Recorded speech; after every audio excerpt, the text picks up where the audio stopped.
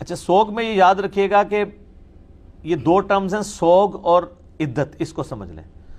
عدت ہے متعلقہ عورت، عدت کہتے ہیں ایسا پیریڈ جس میں وہ نیا نکاح نہیں کر سکتی۔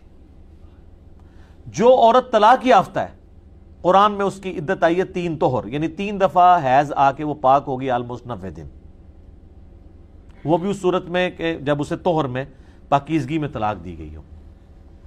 اس لیے پاکیزگی میں طلاق دینی چاہیے، حیض میں دی گئی تو آپ کو اس کو رجوع کرنا پڑے گا اور وہ طلاق شمار ہوگی۔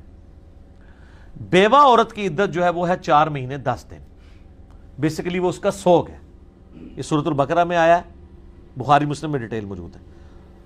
اب متعلقہ اور بیوہ دونوں کے کیس میں اگر عورت پریگننٹ ہے تو جب تک اس کی اولاد پیدا نہیں ہوتی اس کی وہ عدت چلتی رہے گی، وہ نیا نکاح نہیں کر سکتی، حتیٰ کہ وہ بچہ پیدا ہو، پھر وہ 40 دن وہ والے گزر جائیں آلموسٹ جو ہوتے ہیں، پھر وہ نیا نکاح کرے گی۔ اور اس میں لیکن ایک اللہ نے آسانی دی ہے کہ ویسے تو 4 مہینہ 10 دن ہے سوگ، یہ 3 مہینے کی عدت ہے، لیکن اگلے ہی دن اس کی پریگنینسی ڈکلیئر ہو کے مطلب وہ ڈیلیوری ہو جاتی ہے، پھر وہ 3 مہینے والی سوگ یہ عدت ختم، 4 مہینہ 10 دن والا بھی سوگ ختم، کیونکہ اب اللہ نے اس کو خوشی دی ہے، اب اس خوشی کو اویل کرے گی۔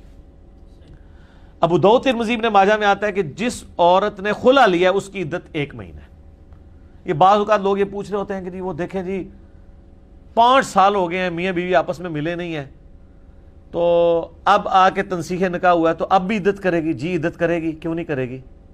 اگر خلع لیا تو 1 مہینہ کرے گی، اور 1 مہینے کی سٹارٹنگ اس وقت ہوگی جب خلع ہوا ہے، چاہے 5 سال سے ملے یا نہیں ملے۔ اسلام جو ہے نا وہ ایسے رولز بناتا ہے جس میں فول پروف ہوں، کل کو کوئی مسئلہ بن گیا پھر تو یہ معاملہ فول پروف رکھا گیا ہے۔